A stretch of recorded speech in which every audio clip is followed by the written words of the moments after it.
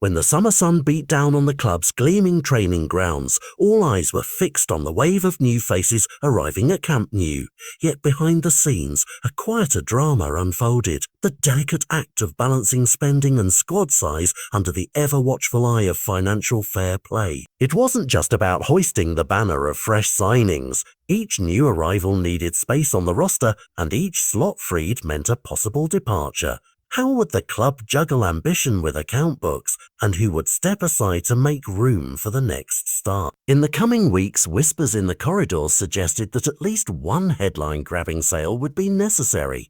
Imagine the ticking clock in the offices where registration papers awaited final signatures. Time was short, and the ledger demanded relief. Without a significant offload, the club risked having its summer acquisitions consigned to limbo, signed but unregistered, hopeful but sidelined. With stakes this high, speculation swirled through every cafe and clubhouse. Who would be the sacrifice to satisfy both fan fervour and fiscal rules? Amid the murmurs, a particular name surfaced with the precision of a neon sign: Marc Casado. Reports claimed the academy graduate, once hailed as the next midfield maestro, had been placed on the market with a price tag hovering around euros 30 million. The figure seemed to hang in the air like a gaudy marquee outside a fading theatre, casting rumours of an imminent auction. Would Casado's destiny be written in ink on a release clause, or would the club's leaders blink at the final offer? Yet not all headlines reflected the inner truth. According to veteran reporter Santi Oval on Cadena Ser, the story on the ground painted a different picture. Barcelona, he insisted, were not mounting a campaign to clear out their midfield stockpile. Overcrowding existed, true, but it did not equate to a forced fire sale. The club's tone was measured, a softer no whispered to the idea of an active recruitment drive in the sales market. If incoming talent was the spark, then outgoing names would only leave under their own steam. From the dugout, manager Hansi offered another layer of calm. For the German tactician, 3 players for each midfield role was not a logistical headache, but a reassuring safety net. In his world, a marathon season demanded options. Bodies to rotate, fresh legs for late rallies, and tactical switches to keep opponents guessing. 3 per position felt like a chess set with extra pieces. No sacrifice, only potential.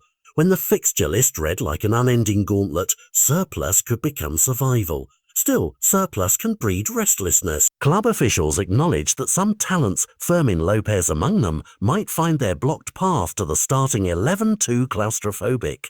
If those players came knocking with requests to explore greener pastures, the door would swing open. And the same applied to Marc Casado, whose rumoured price tag masked a more personal calculus: playing time.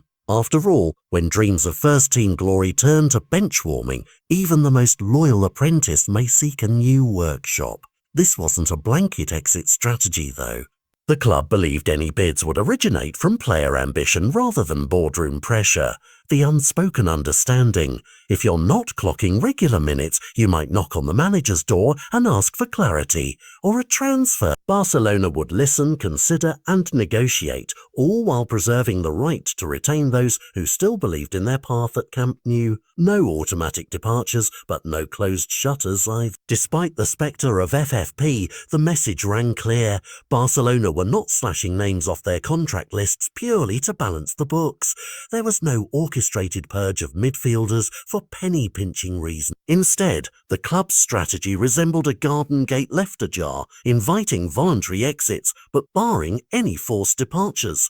Regulating squad size would follow the natural currents of player choice, not a dictated decree from upstairs. In this unfolding summer saga, the balance between financial necessity and footballing ambition remained taut.